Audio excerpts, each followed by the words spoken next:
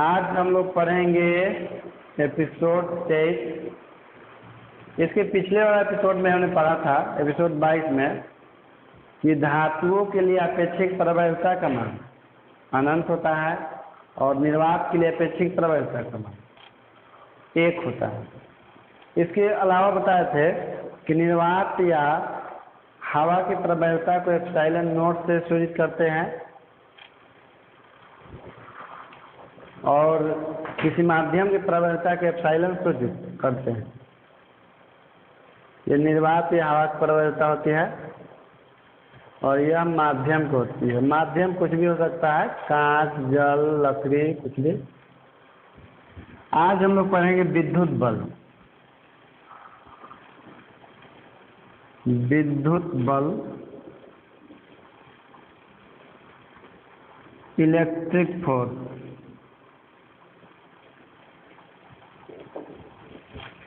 देखिए विद्युत बल क्या होता है। जैसे हम लोग जानते हैं कि दो आवेश या आवेशित वस्तु, जैसे मान लीजिए कि एक वस्तु है जो धन आवेश से आवेशित है, कोई दूसरा वस्तु है भी जो ऋण आवेश से आवेशित है, या कोई एक आवेश है Q1 और दूसरा आवेश है Q2। यदि दोनों पॉजिटिव होगा तो इसके बीच में प्रतिकर्षण बल लगेगा और यदि दोनों नेगेटिव होगा तो भी इसके बीच प्रतिकर्षण बल लगेगा। और यदि एक पॉजिटिव और दूसरा नेगेटिव हो तो दोनों के बीच में आकर्षण बल लगता है। तो दो आवेशों के बीच में लगने वाले आकर्षण या प्रतिकर्षण बल को हम लोग विद्युत बल कहते हैं। दो आवेशों के बीच में लगने वाला आकर्षण या प्रतिकर्षण बल को विद्युत बल कहते हैं। तो डिफिनेशन लिखिए विद्युत बल का। दो आवेशों या आवेशित वस्तु के बीच लगने वाला आकर्षण या प्रतिकर्षण बल को विद्युत बल कहते हैं। दो आवेशित वस्तुओं या आवेशों के बीच में लगने वाला आकर्षण या प्रतिकर्षण बल को विद्युत बल कहते हैं। पैराग्राफ 10। विद्युत बल को कैपिटल F से सूचित करते हैं। कैपिटल F से सूचित करते हैं। इसका SI मात्रक न्यूटन होता है।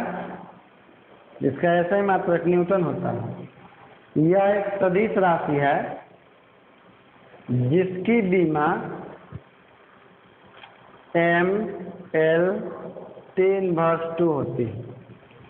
देखिए सभी प्रकार के बल जो होते हैं सदिश राशि होते हैं, चाहे विद्युत बल हो, एक गुरुत्वाकर्षण बल हो, एक चुंबकीय बल हो, सभी के सभी सदिश राशि होते हैं और सभी प्रकार के बल की बीमाएं M/L/T/2 होती है और उसका एक ही SI मात्रक होता है न्यूटन।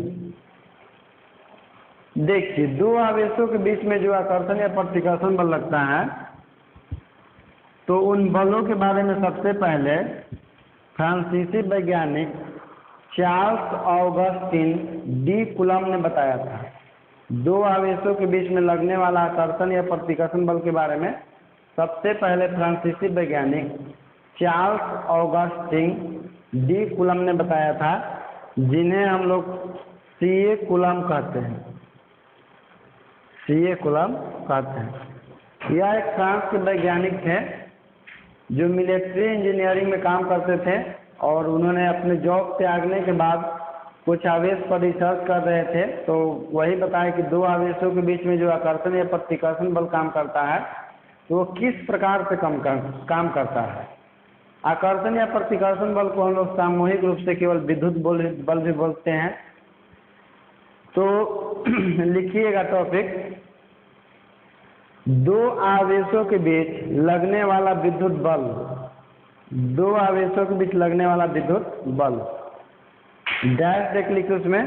दो आवेशों के बीच लगने वाला आकर्षण या प्रतिकर्षण बल के बारे में, आकर्षण या प्रतिकर्षण बल के बारे में सबसे पहले फ्रांसीसी वैज्ञानिक चार्ल्स ऑगस्टिन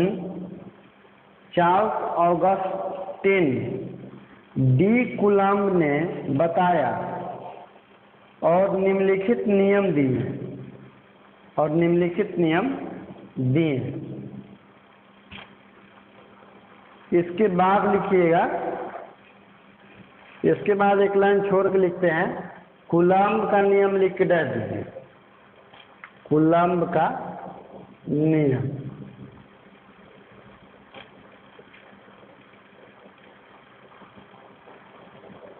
कूलम्ब लॉ।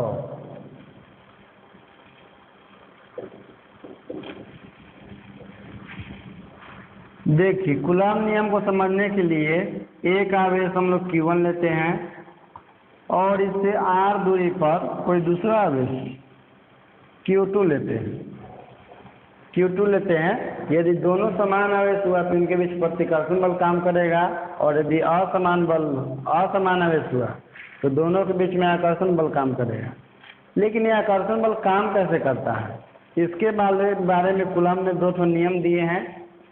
तो कूलम्ब का नियम लिख के डाल दीजिए और उसमें लिखिएगा कि माना कि Q1 एवं Q2 परिमाण के, माना कि Q1 एवं Q2 परिमाण के दो आवेश एक दूसरे से r दूरी पर स्थित हैं, एक दूसरे से r दूरी पर स्थित है। उसके बाद ये डायग्राम बना लीजिए, एक आवेश Q1 है, एक आवेश Q2 है, दोनों के बीच की दूरी r है। डायग्राम बनाने के बाद लिखिएगा 1 नंबर और लिखिएगा कूलम्ब का पहला नियम, कूलम्ब का पहला नियम।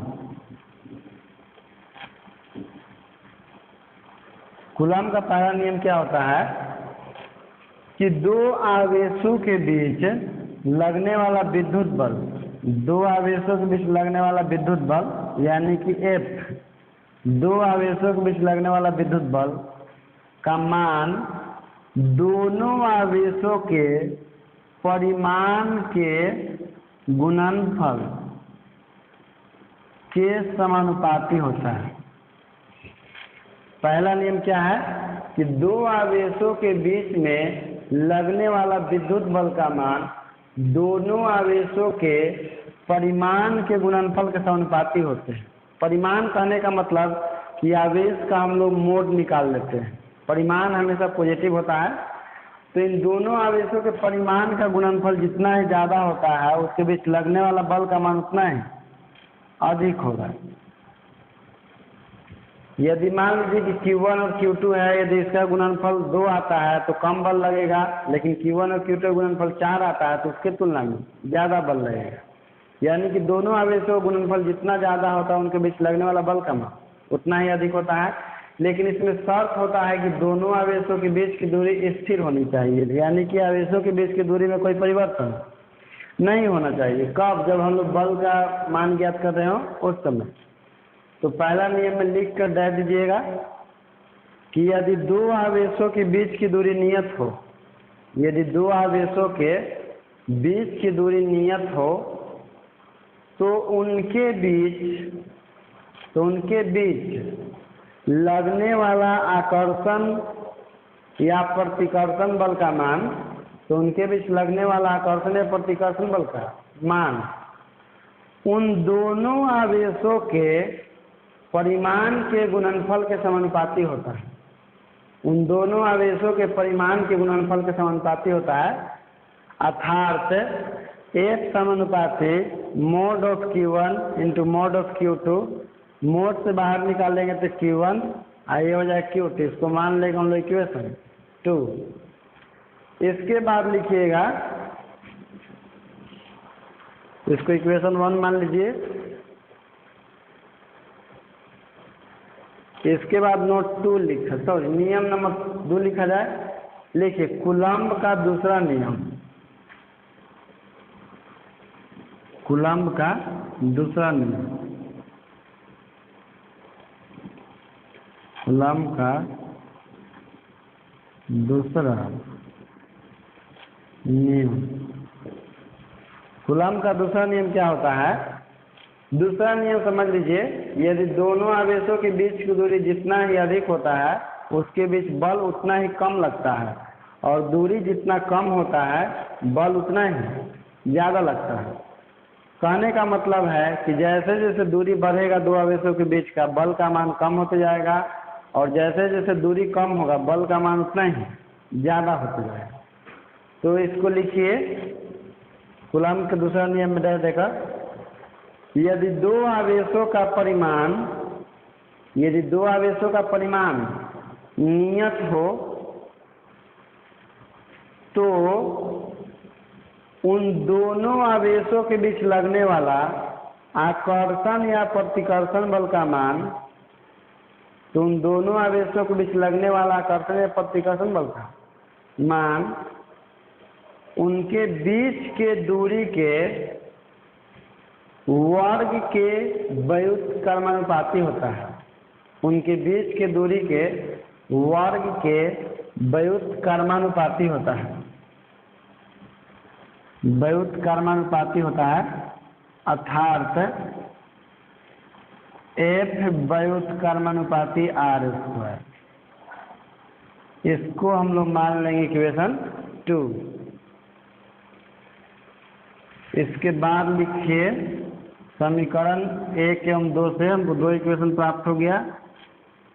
समीकरण 1 एवं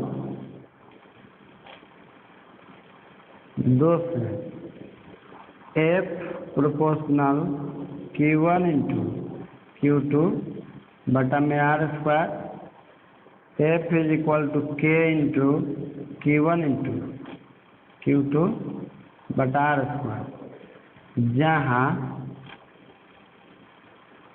K एक नियतांक है जिसका एसआई पद्धति में मान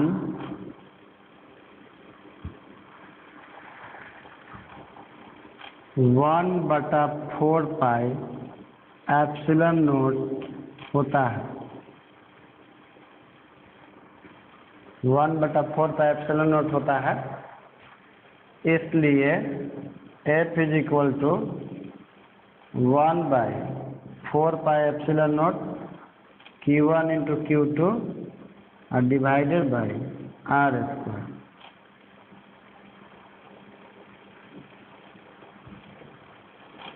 यही कूलम्ब नियम का समीकरण है।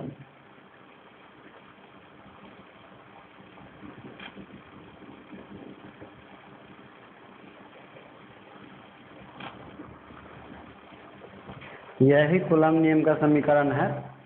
इसको हम लोग कूलम्ब नियम के भी नाम से जानते हैं। कूलम्ब नियम 2 होता है कि दो आवेशों के बीच में लगने वाला आकर्षण या प्रतिकर्षण बल का मान उनके बीच के दूरी के उनके आवेशों के परिमाण के गुणनफल के समानुपाती होता है।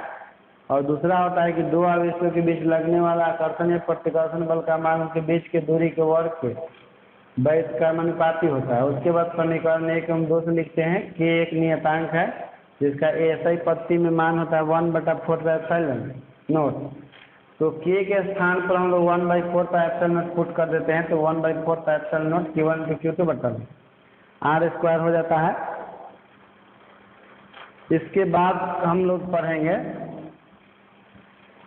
देखिए K जो है एक नियतांक है, इसका मान होता है 1/4 पाई एप्सिलॉन नॉट और 1/4 पाई एप्सिलॉन का मान होता है 9 × 10⁹ न्यूटन मीटर स्क्वायर पर कूलम्ब स्क्वायर। यह 1/4 पाई एप्सिलॉन का मान होता है जो हम लोग न्यूमेरिकल बनाने में इस मान का यूज करते हैं। इसलिए इसको नोट करके लिख लीजिएगा और इसको ध्यान में रखना है।